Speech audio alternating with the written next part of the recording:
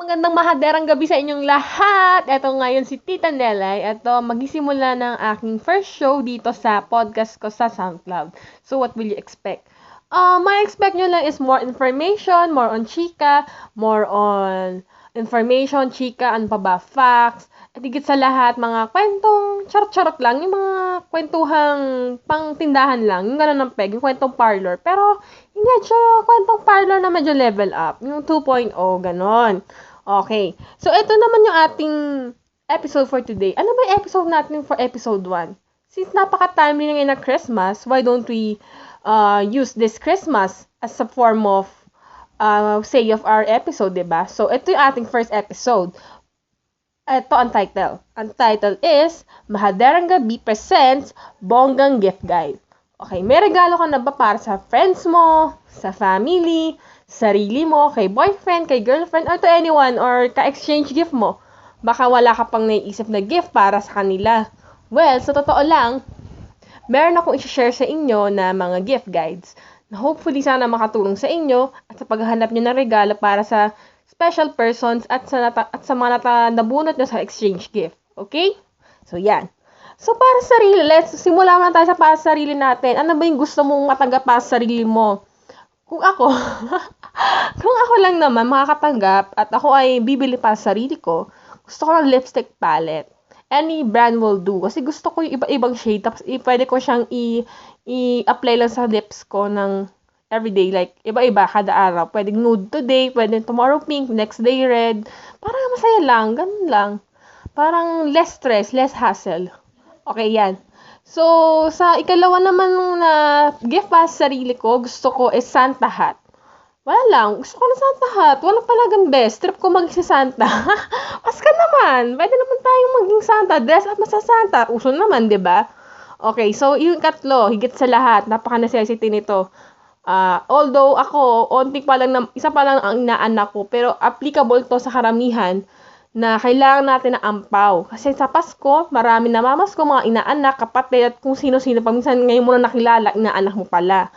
Kaya nga, yung iba dyan, mga nabasa ko sa online, kailangan daw ng birth certificate para lang daw malaman kung, or baptismal certificate para malaman kung totoong inaanak o hindi. Okay, ito na. Lipat naman tayo sa medyo conservative o pang family. So, sino nga ba ang bibigyan mo sa family? Siyempre, walang iba kundi yung pudra or father or si daddy. Alam mo, pwede mo i-regalo sa daddy mo. Ang unang option is necktie. Bakit? Kasi ang necktie, necessity siya, lalo kung nag-office yung father mo. Or kung ano man ang trabaho niya. Kasi kailangan ng necktie eh. Pwede sa casual event o kahit sa formal. Lalo na kapag gusto niyang mga meetings, office boards, office meetings, mga conference. Maganda na may necktie siya. Kasi kapag may necktie ka, mukhang professional ka agad-agad. Okay? Ito. Applicable to sa mga tatay. Naniniwala ko generation nyo to. CD ng Beatles na original or concert ng Beatles na medley. Mautuwa na sila doon. Pag tinirik mo sila na anything about Beatles, masaya na sila. For example, yung father ko, ganun siya. Favorite niya yung Beatles. Kaya, siguro kung may budget lang ako, baka bigyan ko siya ng CD one of these days. Pero hopefully, siguro someday, maibigyan ko rin siya. At kayo din, pwede nyo rin, kung may extra pera, kayo pwede nyo regalo si Dad Dires ng CD ng Beatles or any band na paborito niya nung kabataan niya. Okay, katlo, wallet. Wallet is something necessary and essential, lalo sa mga tatay. Siyempre, dun yung mga payments, mga bills, mga cards. Kailangan nila yung gagamitin niyang araw-araw. Kailangan nila yun para i-gamitin sa mga bayarin, sa mga transactions, kung saan man. So, I think, makakatulong talaga to para sa kanila. Okay, next naman, lipat naman tayo mula kay father or kay daddy. Lipat naman tayo kay Madir or mother or Ermat or Mother Dires. So, ito lang, ito yung medyo challenging si mother. Para sa akin, kahit babae ako. Kasi yung experience ko sa mother ko, medyo mahirap siyang bigyan ng gift. Pero, pag nautuan naman siya, napakasarap ng feeling. Kaya anyway, ito na. Enough about talking about my mom. Let's talk about your mother and the gift guide that you will give to her. Okay? So, ito. Maganda yung bigyan mo siya ng bag, pero mas maganda kung kasama mo siya sa store para hindi naman sayang yung pera mo. Like, gusto mong mas makatipid ka kasi mahirap bumili ng bag, wala na kapag hindi mo alam or hindi mo kasama yung bibilhan mo. Kaya mas applicable na dalhin mo na lang siya sa mismong store. Okay? Next, pen holder. Kailangan ng pen holder. Mukhang simple lang, pero pen holder kailangan talaga sa mga offices o kahit ano pang profession mo. Lahat naman ng tao magamit ng ballpen. Kaya naman, nakatulong kay mami ang pen holder, lalo sa pag nag-assign siya ng mga papel, ng mga documents, nagpa-file, malalaman niya agad yung mga tamang ima-mark up, mga ganon, and stuff. Anyway, ay, ito nanay naman, another pang nanay na pang regalo, kitchenware. So, kitchenware, ang mga nanay naman, hindi naman lahat may magluto pero kailangan na ng kitchenware kasi they prepare food for the family na kahit pang dessert ginagawa naman nila. O diba, bonggang gift para kay mommy. Okay, lipat naman tayo sa para sa kapatid. Isa lang kapatid ko, yun na yun. Pero meron akong gift guide pa sa mga kapatid. Para sa kapatid na babae, maganda ang Kikay Kit. Bakit? Kikay Kit kasi pwede niya ilagay lahat ng kaartehan niya doon. Lahat ng makeup, mga lipstick, basta makeup, in short makeup. Okay, card holder. Siyempre, ang sister mong girl, bigyan mo ng cute na card holder. Palagi siya inspired magbayad. Mag-inspired gumamit ng cards. At kung ano-ano pang cards. Hindi naman debit cards lang ang laman ng card holder. Pwede rin sa government cards and IDs. Well, ang next one is organizer. Since ang ate mo or elder or younger sister mo, I'm sure busy rin sa kanyang in her own career or on her own studies, maganda na bigyan mo siya organizer. Para organize yung mga gamit niya, yung mga gagamitin niya for school or for work. Okay? Okay, lipat naman tayo sa mga lalaking kapatid. Nako, medyo mahirap to kasi una, walang kapatid na lalaki pero base lang naman to sa aking idea kung may kapatid akong lalaki. So, ito. Para sa mga lalaki, maganda ang pen holder. Bakit pen holder? Para katulad din sa nanay din to. Pero kung mas magbibigay ka, mas okay ang pen holder sa lalaki. Kasi, lagi niya itong ginagamit kahit saan. Lalo sa opisina, sa trabaho, sa school. Lahat naman tayo kailangan ng pen holder. Para naman mas organized yung mga sinusulat niya. O, magpapasalamat sa'yo si bro kapag nakatanggap siya ng pen holder. O ito, related na sa pen. Expensive pen o mamahaling ballpen. Matutuwa ang kapatid mong lalaki pag bibigyan mo siya ng mamahaling pen. Kasi parang, ganito yun eh. Pag naging successful person siya, o naging successful siya, naging matagumpay, pwede niyang gawing pangpirma sa mga contacts, sa mga proposals. Feeling niya para siyang isang executive CEO ang peg, ganon, tycoon. O, diba? At ang last at not the least for the boys, at medyo ikamahalang mga te, pabango.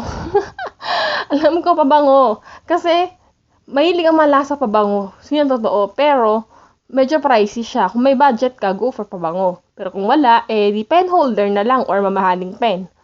Okay. From family, lipat naman tayo sa medyo romantic, yung medyo sweet. Ay, alam na niya yung kasunod, gets na niya kung ano yung next nating bibigyan ng gift. Okay. Next gift naman para kay boyfriend or kay girlfriend or bae or kasintahan, babes, honey, whatever you may call him or to her. Okay, ito na. Mas practical, wag mo na lang siya regaluhan. Bakit? Mag-date na lang kayo at sabay bumili ng gusto nyo. O diba, mas practical, mas tipid. At least, hindi mo alam, mas makakatipid ka ng pera at the same time, alam mo, magugustuhan niya yung gift mo. At may bonus part dyan. Pwede ring manood kayo ng movie, o diba, pasok sa banga, o manood kayo ng movie, holding hands sa sinihan, o diba, hanggang holding hands lang, wag nang exceed, wag nang extra pa. Okay? Okay. Eto naman, last but not the least, pang friends. Ano ba yung gusto mong ipagregalo sa mga friends mo? So, para sa akin, pwede sa inyo, apply nyo na rin. Gift set ng kahit ano. Let's say, hand cream, lotion, pwede ring... Actually, natutunan ko yun sa kapatid ko kasi ganun siya magregalo. Gift set. Maganda naman siya kasi nakakatulong sa bibigyan mo at the same time, makaramdaman nila na gusto mo silang maging mas convenient. Pero, yun, mas maganda yung mga hand cream mga lotions, ganun. Okay. So, medyo, ayan guys, eto na yung gift guides natin sa iba't ibang tao sa buhay natin. Ngayon naman, ano naman ang pag-uusapan natin for this time? Ano ba yung top 5 Christmas songs na naiisip niyo kapag naririnig niyo yung word na Christmas?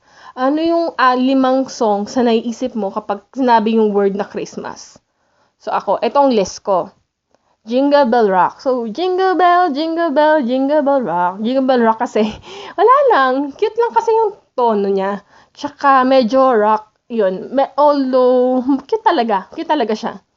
Okay, so next is Kissing Santa Claus, yung kay Mommy Kissing under Santa. Mommy Kissing Santa Claus? Ano ba nagsasabi ko? Ayun, Mommy Kissing Santa Claus. Yun. Ay, so Mommy Kissing Santa Claus under the Christmas tree. Kasi, ang kulit lang nung lyrics. Parang, lang siya Parang chill lang, pero naughty. Medyo nakakatawa yung niya, yung message ng song. Pero, yun na yun. Okay, White Christmas. Why not red? Chos, hindi ganon. White Christmas kasi, feeling ko para ako nasa winter place. Yung parang nasa winter place ako, malamig, may snowman, may and mga snowman, mga pine trees, mga igloo. Igloo talaga. Yun. So, White Christmas, maganda rin siya. And next is Jingle Bells. Napaka-traditional ng Jingle Bells. Favorite siya ng lahat. Pag sinabi mong Christmas, Jingle Bells, Jingle Bells, Jingle all the way. O, diba? Okay. At ang pinakahuli, alam ko, siguradong nakaka-relate ka. Any Jose Marichan songs na pang Pasko. Kasi patok na patok si Jose Marichan na pag Pasko. Marami nag-request na makanta niya. O, diba? Kayo, curious ako Kayo, anong ba favorite music nyo kapag Pasko? What comes first in your mind whenever you hear the word Christmas? So, yan.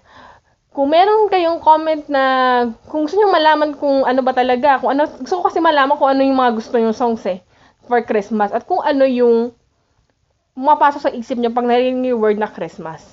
So, comment nyo lang yan sa aking page. And then, babasahin ko sa mga next few episodes. Okay? Alam ko nagsimula pa lang ako at hindi ko alam kung may nakikinig sa akin, pero nag-enjoy lang ako. So, sana kayo rin nag-enjoy din kayo sa show ko. I love you guys! Tita Nelay signing off, The Bahaderang Gabi.